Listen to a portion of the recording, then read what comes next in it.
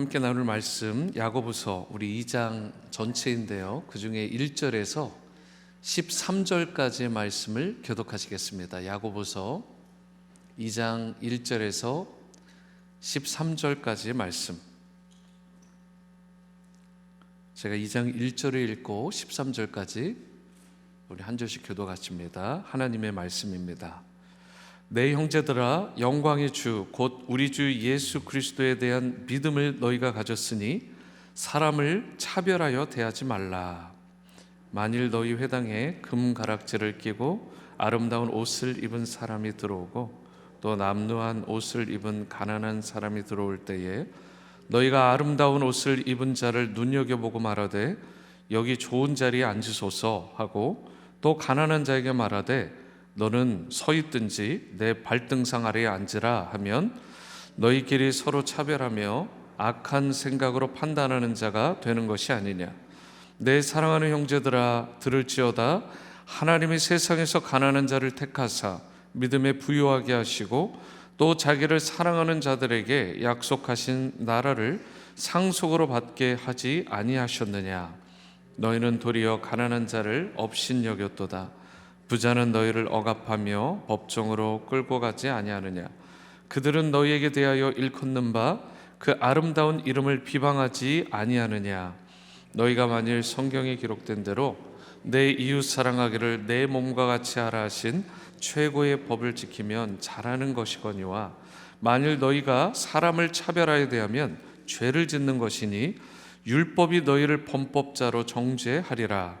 누구든지 온 율법을 지키다가 그 하나를 범하면 모두 범한 자가 되나니 간음하지 말라 하시니가 또한 살인하지 말라 하셨은즉 내가 비록 간음하지 아니하여도 살인하면 율법을 범한 자가 되느니라. 너희는 자유의 율법대로 심판받을 자처럼 말도 하고 행하기도 하라. 13절입니다. 긍휼을 행하지 아니하는 자에게는 긍휼 없는 심판이 있으리라. 긍휼은 심판을 이기고 자랑하느니라. 아멘. 야고보서는 특정한 상황에 직면한 교회에 문제가 있을 때 보통 보냈던 그런 일종의 서신들과는 좀 내용이 다릅니다. 교회에 특정 문제가 있어서라기보다는 다수의 일반 성도들에게 적용될 만한 그런 신앙 윤리, 그런 규범들을 가르치기 위해서 그렇게 권면한 서신의 내용이라고 말할 수 있습니다.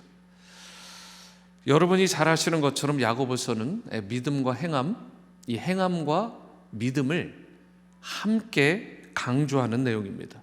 믿는다고 하면 실제적이고 구체적으로 행함도 있어야 된다. 이 행함이 따라와야 된다라고 이야기를 합니다.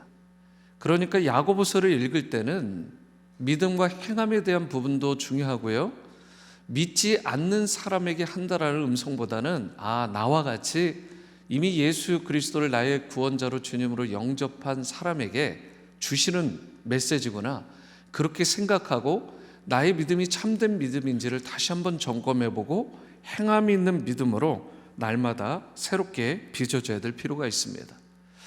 만약에 야고보서 말씀을 듣는 중에 여러분과 제가 내가 들은 이 말씀을 내가 행함으로 실천해야 되겠다, 어떻게든 이것을 행함으로 드러내야 되겠다라고 결심을 하고 마치 그냥 하나 듣는 것, 거기에 내가 머물지 않고 행하는 것에 집중하며 살아간다면 그것이 하나님의 기쁨이 되고 또한 놀라운 은혜와 축복이 여러분과 저에게 임하게 되는 그런 귀한 통로가 될 줄로 믿으시기 바랍니다. 지난주에 다루었던 야고보서 1장은 주로 개인적인 문제에 관한 부분을 다루었어요.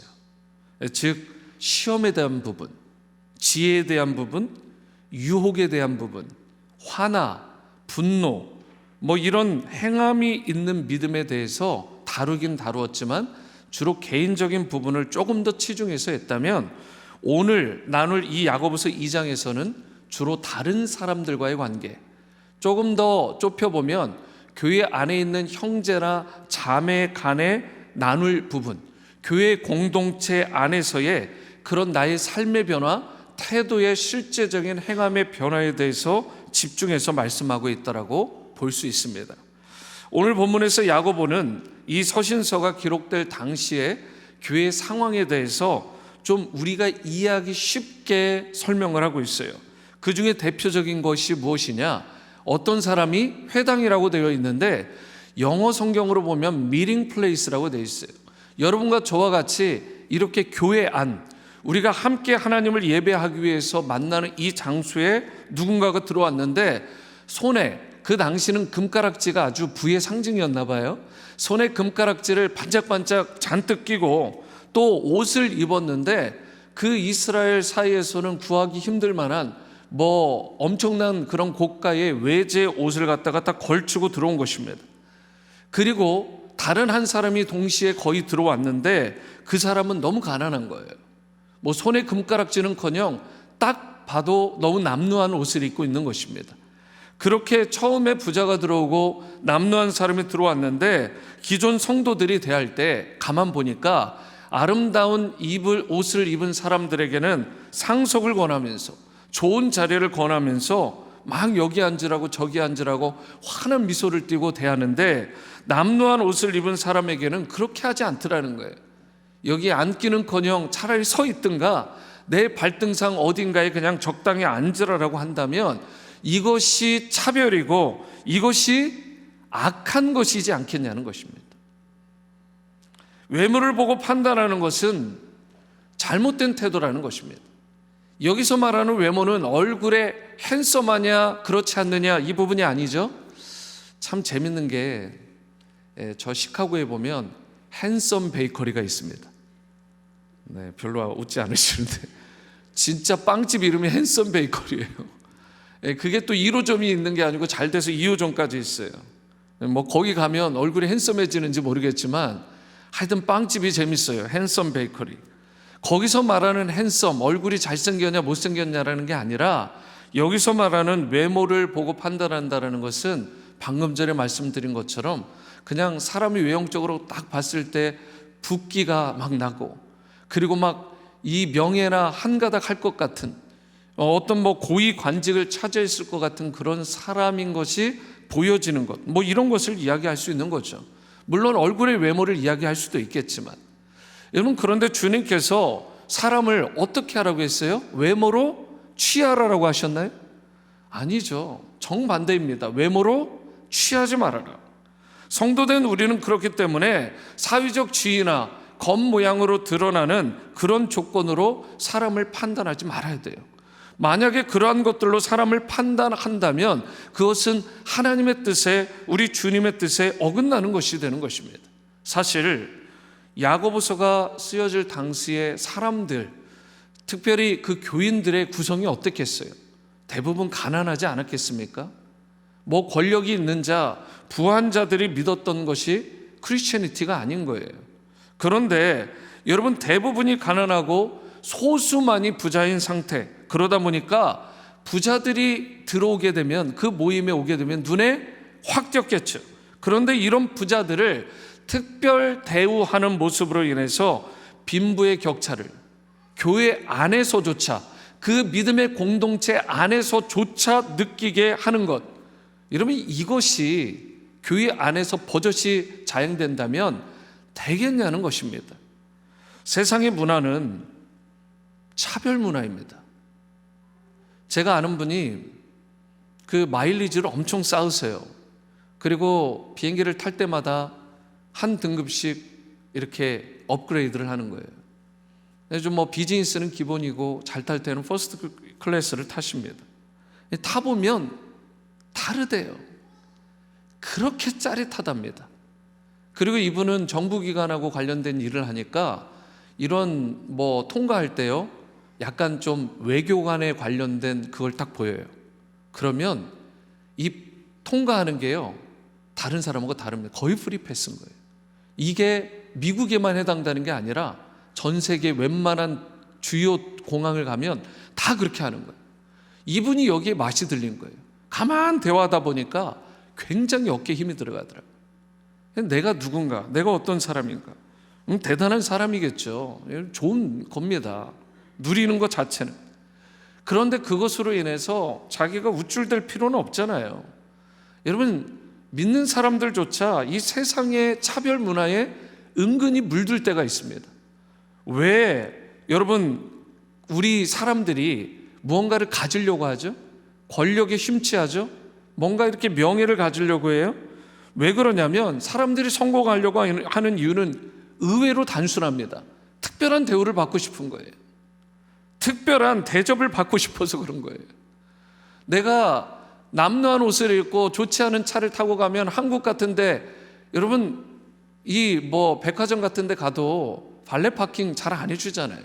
고급차가 딱 오면 딱 받잖아요. 90도로 인사하고. 이걸 경험하니까 사람들이 거기에 그냥 맛을 들린 거예요. 차별 문화예요, 차별 문화. 여러분 입는 것, 가진 물건, 눈에 띄는 온갖 것들로 세상은 강자와 약자, 있는 자와 없는 자, 그리고 내가 잘해줘야 될 사람과 잘해주지 말아야 될 사람을 구별합니다. 이게 얼마나 어이가 없고 안타깝고 버려야 될 부분이에요. 그런데 오늘 본문 2장에서 다시 보시면 뭐라고 했다고요? 어떤 사람이 금가락지를 잔뜩 끼고 화려한 옷을 입고 회당을 찾았는데 이 사람도 마음의 심보가 뭔 거예요?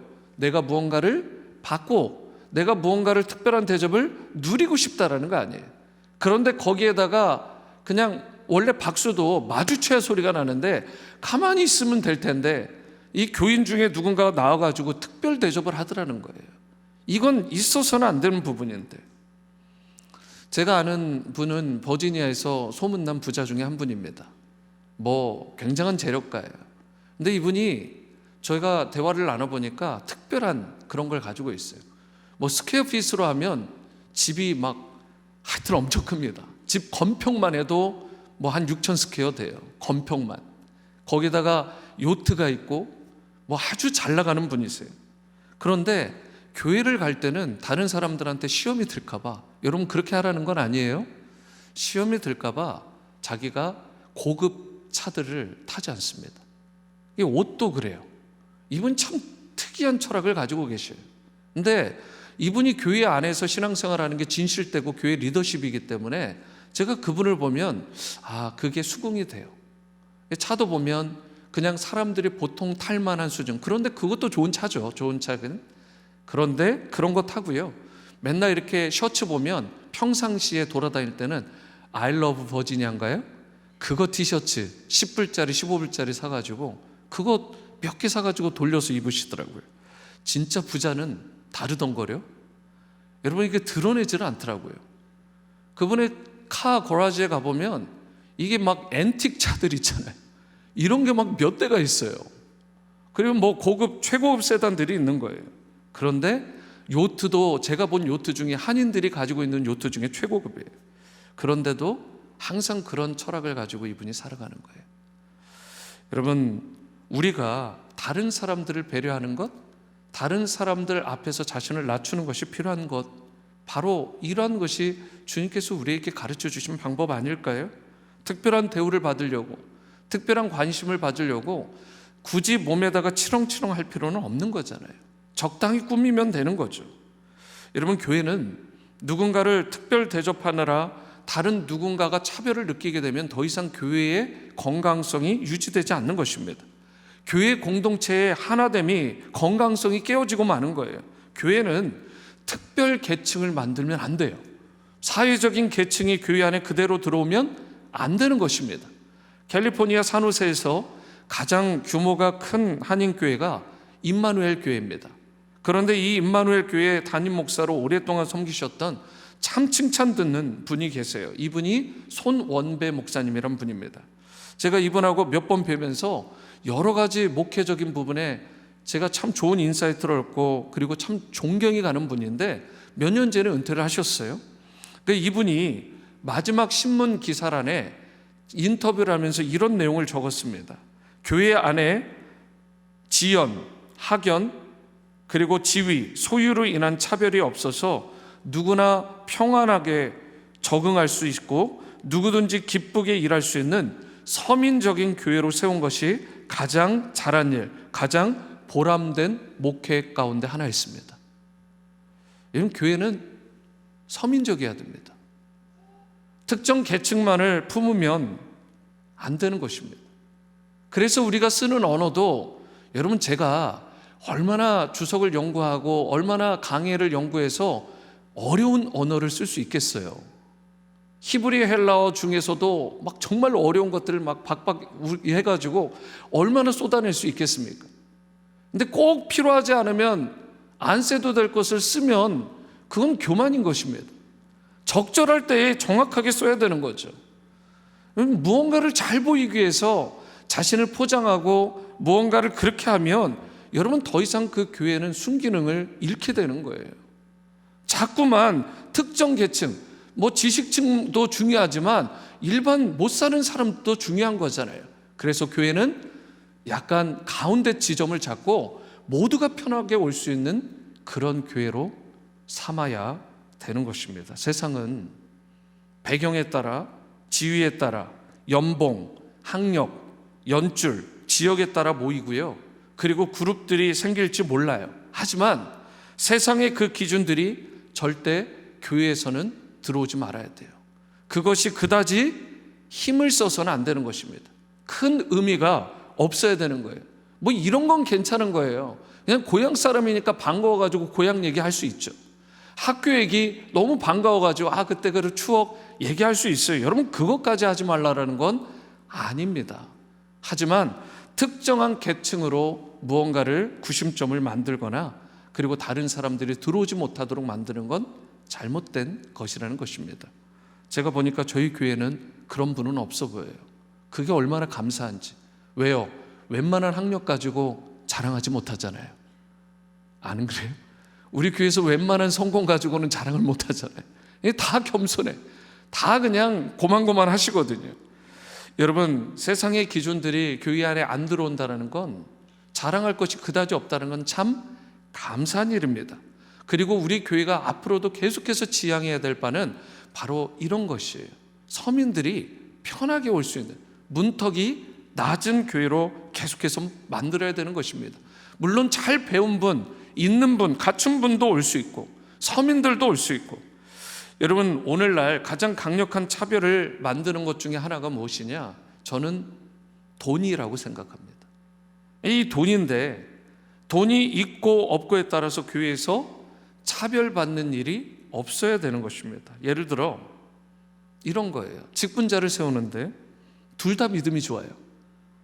둘 다 신앙의 커리어나 교회에서 봉사 내용도 거의 비슷해요.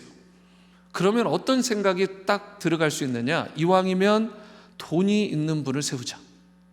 만약 이 마음이 들어가고 직분자로 세우잖아요? 왜요? 둘 중에 한 명을 세워야 되는데, 그런데 그 판단 기준 가운데 돈이 들어가는 순간 여러분, 교회는 큰일 나는 것입니다. 더 깊숙하게 봐서 이 사람이 정말 하나님 앞에 누가 더 신실한지를 더 집중해서 조명해서 보는 게 맞는 것이죠. 돈에 있고 없고를 가지고 사람을 세우게 되면 세속주의 풍조에 은근히 빠져드는 것, 아니 대놓고 빠져드는 것이 아니고 뭐겠어요. 돈이 있고 없고는 좋은 직분자의, 좋은 교회 리더의 기준이 될 수 없습니다. 공동체 리더의 기준은 영적인 명과 인격적인 명과 그리고 성실함이 달려있는 거 아니겠어요?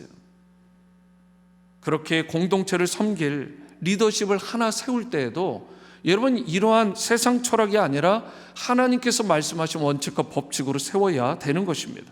비록 물질적으로는 가난해도요, 조금 궁핍해 보여도 영혼만큼은 부유한 사람이 있었어요.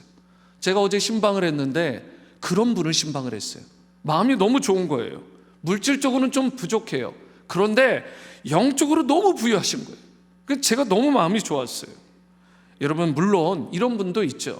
물질적으로도 부유하고 영적으로도 부유한 사람이 있습니다. 여러분, 금상첨화라는 말이 그럴 때 쓰겠죠. 하지만 그렇지 않아도 괜찮아요.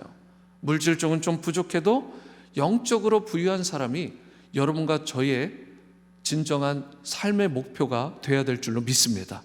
여러분, 다른 것을 다 갖췄는데 반대로 물질은 충만히 갖췄는데, 가득 갖췄는데 우리가 영적으로 부족하다면, 피폐하다면 어떻게 되겠습니까? 여러분, 우리 예수님도 우리를 외모가 아니라 중심을 보고 판단하셨잖아요. 바라기로 중심을 보시고 판단하시는 그 예수님 앞에 합한 여러분과 저의 삶, 우리 공동체가 될 수 있게 되기를 바랍니다. 그래서 5절을 보세요. 뭐라고 되어 있습니까? 내 사랑하는 형제들아 들을지어다. 하나님이 세상에서 가난한 자를 택하사 믿음에 부유하게 하시고 또 자기를 사랑하는 자들에게 약속하신 나라를 상속으로 받게 하지 아니하셨느냐? 하나님께서 가난한 사람들을 택하셔서 믿음에 부유하게 하셨다라고 분명히 말씀하잖아요. 그렇기 때문에 하나님의 나라를 상속하기 위해서 가난한 자들을 선택하신 그 하나님을 기억한다면 그 하나님의 자녀답게 백성답게 우리도 가난한 사람을 차별하는 애티튜드 취하지 말아야 된다는 것입니다. 심지어 야고보는 외모로 다른 사람을 차별하는 것을 뭐라고까지 기록하고 있습니까? 그것은 죄다 이렇게 말하고 있어요. 이러면 얘기가 또 달라지죠. 여러분, 외모로 누군가를 판단하고 그것으로 등급을 매긴다면 그것은 죄라는 것입니다.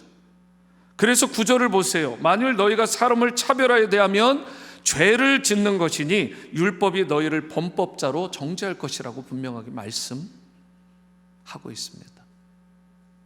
다시 강조드리면 저희 교회는 그런 분들이 잘 보이지 않아요. 그게 너무 감사해요. 그렇지만 우리가 사람인지라 어느 순간 갑자기 그런 마음이 들어올 때가 있고 내가 사람들을 판단할 때 색안경을 끼고 판단할 때가 있습니다.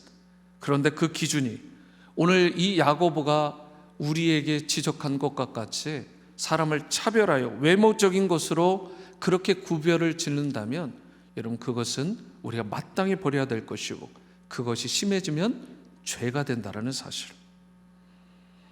여러분, 하나님의 말씀에 위배되는 내용이에요. 누군가를 판단하는 것은, 차별은 이웃 사랑하기를 내 몸과 같이 하라는 말씀에 대한 불순종이 되는 것입니다. 사람을 차별하는 것은 결코 작은 죄가 아니에요. 그래서 야고보는 이 점을 분명히 이 말씀에 기록하고 있는 것입니다. 그렇다면 우리가 누군가를 차별하지 않으려고 하면 어떻게 해야 되느냐? 끊임없이 영광의 주님, 곧 우리 주 예수 그리스도 앞에 나가야 된다고 말해요. 그게 뭐냐? 여러분 1절 말씀입니다. 1절을 다시 한번 읽어봅니다. 시작. 내 형제들아 영광의 주 곧 우리 주 예수 그리스도에 대한 믿음을 너희가 가졌으니 사람을 차별하여 대하지 말라. 그것을 갖게 되면 차별하지 않게 되는 것입니다. 우리가 이 세상의 영광과 비교도 할 수 없는 하늘의 영광을 예수님을 통해 이미 목격한 자들이잖아요. 그와 같은 하늘의 영광을 목격하고 맛본 사람이라면 결코 이 세상의 영광에 휘둘리거나 심취하지 말아야 된다는 것입니다. 이 세상의 영광은 대단히 화려해요. 얼마나 멋있어 보입니까? 하지만 깊이 들어가 보면 어때요? 그렇게 대단한 게 아니에요. 아주 잠시뿐입니다. 그렇기 때문에 세상의 화려한 것들, 물질적인 것에 너무 그렇게 민감하지 않는 여러분과 제가 될 수 있게 되기를 바랍니다. 제가 제 아내하고 어제 저녁에 그런 얘기를 나눴어요. 어떻게 더 낮아질 수 있을까? 목회를 하면 할수록 높아질 일들이 많을 텐데 어떻게 이 초심들을 잃지 않고 계속해서 낮아질 수 있을까? 그래서 생각한 건 그런 것들이에요. 일단은 교회 안에서 홈리스 사역이든 양로원 사역이든 그런 낮아져서 섬길 수 있는 곳에 말씀만 전하러 가는 게 아니라 그냥 한번 가자. 그리고 개인적으로도 찾아보자는 거예요. 쉬는 날이 되면 그 쉬는 틈틈이 더 낮아지는 거죠. 여러분이 아시는 분당 우리 교회 이찬수 목사님 같은 경우는 본인이 낮아지기 위해서 안식오를 가지면서 무슨 아이디어를 짰냐면 택시기사가 되고 싶어 했어요. 택시기사. 그 라이선스를 타서 서민들을 만나면서 대화도 들어보고 그들의 눈높이를 맞춰가면서 복음도 전하고. 여러분, 저는 그분의 그 순수함이 느껴져요. 그리고 저도 그 마음이 있었으면 좋겠고 우리 모두에게 그런 낮아짐의 영성이 있었으면 좋겠습니다. 세상에서는 우리를 자꾸 높이려고 하잖아요. 하지만 주님께서는 우리에게 말씀하십니다. 계속해서 낮아져야 된다. 야고보는 오늘 13절에서 매우 무서운 말로 결론을 맺어요. 같이 이 말씀도 읽어볼까요? 시작. 긍휼을 행하지 아니하는 자에게는 긍휼 없는 심판이 있으리라. 긍휼은 심판을 이기고 자랑하느니라. 긍휼을 행하지 아니하는 자는 긍휼 없는 심판이 임한다라고 분명하게 말씀합니다. 이게 무슨 말이에요? 다른 사람을 긍휼히 좀 여기라는 것입니다. 여러분, 어쩌면 제가 신방을 하는 이유 중에 하나도 이런 것 같아요. 장례를 당한 분들을 보면 어떻게든 달려가려고 하는 그 마음을 잃지 않는 것, 의무감이 아니라 여러분 거기에 대한 순전함으로 다른 사람을 긍휼히 여기는 거예요. 함께 울 때 그들과 함께 울어줄 수 있는, 그들이 울 때. 여러분, 유재명 목사님의 책 팔복에 보면 성경이 말하는 긍휼에 대해서 이렇게 말하고 있습니다. 약간 생각해 봐야 될 내용이어서 여러분 잘 한번 들어보세요. 긍휼은 단순한 감정이 아니라 행동이며 머리에 심겨 가슴에서 꽃이 피고 손과 발에서 열매를 맺는 것이다. 긍휼은 대상이 누구냐를 따지지 않으며 일방적이지도 않다. 모두가 긍휼이 필요하기에 모두에게 긍휼을 나눠야 된다. 누구에게 나눠야 된다고요? 긍휼은 모두에게 나누는 것입니다. 그러면서 긍휼은 연약한 가운데서 베푸는 것이다. 내가 완전하기 때문에 긍휼의 마음으로 사는 것이 아니라 부족한 사람을 도우면서 공동체가 아름다워지는 것이다. 긍휼의 영성은 완전한 사람이 부족한 사람을 향해 가지는 것이 아니다. 부족한 사람이 부족한 사람에게 긍휼을 베풀면서 여전히 자신도 긍휼의 은혜 아래 있음을 삶으로 고백하는 것이다. 여러분과 제가 이 긍휼의 영성을 다 회복하는 오늘 이 수요 재단이 될 수 있게 되기를 축원합니다. 여러분, 우리가 하나님으로부터 긍휼히 여기심을 받은 자들이잖아요. 그렇기 때문에 우리도 다른 사람을, 우리가 그 사람들조차 차별하지 않고 모두를 긍휼히 여기는 마음이 필요하다는 거예요. 여러분, 박 목사를 긍휼히 여겨주시기 바랍니다. 여러분, 강 목사님, 장 목사님, 광 목사님, 또 이충희 목사님, 그리고 조 목사님, 그리고 목회지는 또 여러분은 여러분들 사이에서, 우리는 우리 사이에서 서로가 서로를 긍휼히 여길 필요가 있어요. 여러분, 우리가 이민자로서 차별을 당한 경험이 있는 자들 아닙니까? 여러분 벌써 잊어버리셨어요? 정말 저 영주권 받을 때 엄청 힘들었던 것 같아요. 10년이 넘은 일이지만 그때 생각하면 뭘 할 수 있는 게 없잖아요. 그리고 종종 가다가 맥도날드 같은 데 가보면 막 홈리스 분들이 막 공격을 해요, 말로. 그리고 어떤 식당에 가보면 다른 사람들이 들어가는 건 백인을 이게 저지를 안 하는데 갑자기 막 라인을 지키지 않는다고 시비 걸기도 하고요. 이민자로서 차별을 경험할 때가 있잖아요. 그래서 우리가 한인교회로서 다른 한인이 아닌 사람이 교회에 들어올 때 느낄 만한 차별거리가 있지는 않은지 체크해 봐야 되는 것입니다.